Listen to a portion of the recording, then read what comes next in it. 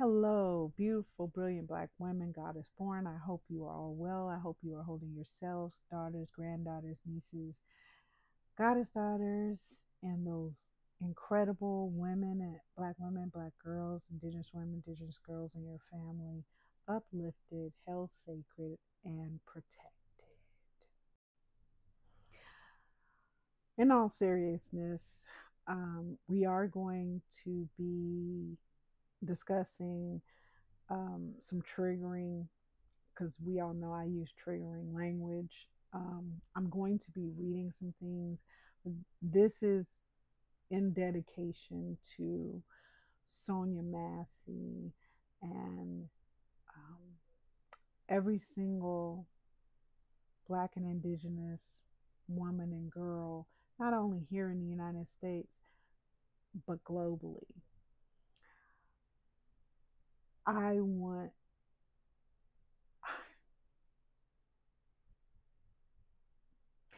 I want our pain. I want being terrorized by all of these different demographics.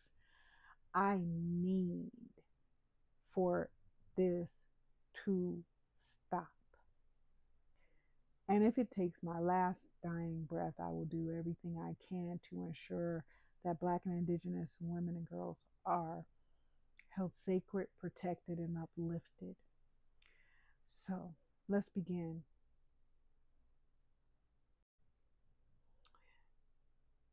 As as I read a few things, should you find this triggering, Black women, please stop this video and go hydrate, go be selfful, go do some kind and compassionate, loving, caring things for you. Okay? I'm going to start with a couple of excerpts from this book. And let's begin. In October 2002, students arrived at Georgia's Lowndes County High School to find several Barbie dolls painted black and hung in a tree outside the school's main entrance. For several weeks afterward, public opinion and the newspaper and community meetings split between two positions common to such news incidents. So that's what we're going to call them, news incidents.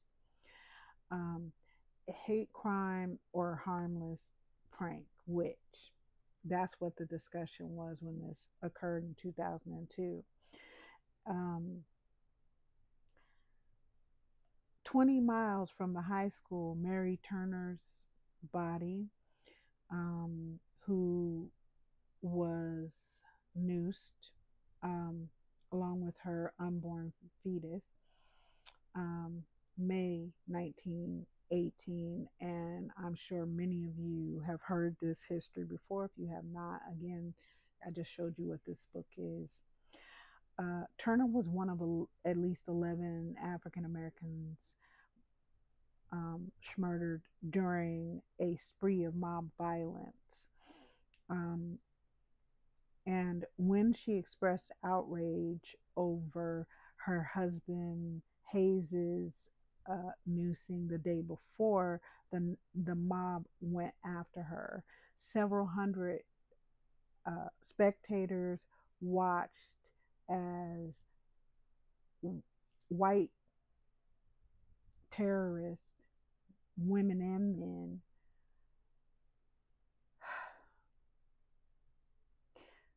hung her upside down,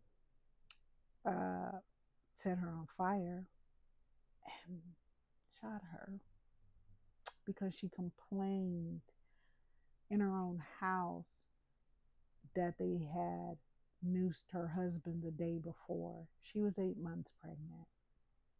This was typical behavior. And this is 2024, and not shit has changed. Just the method of our noosing as Black women and Black girls.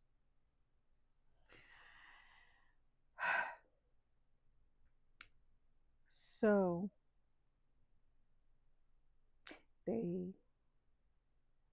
after they put her upside down, They riddled her. Well, actually, they doused her with gasoline.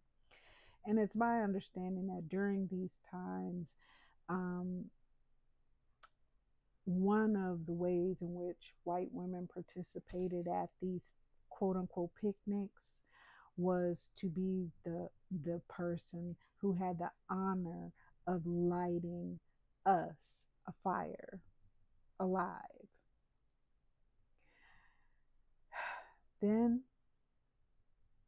they pew-pewed her and removed her baby um, from her belly and stomped that baby into the ground. And much more hideous things in which they mutilated her. Um, so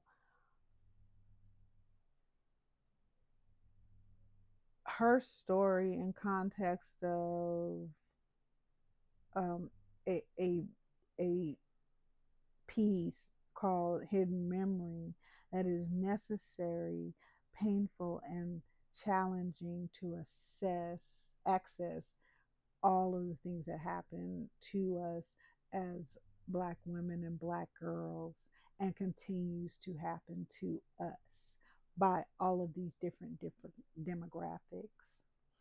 Um,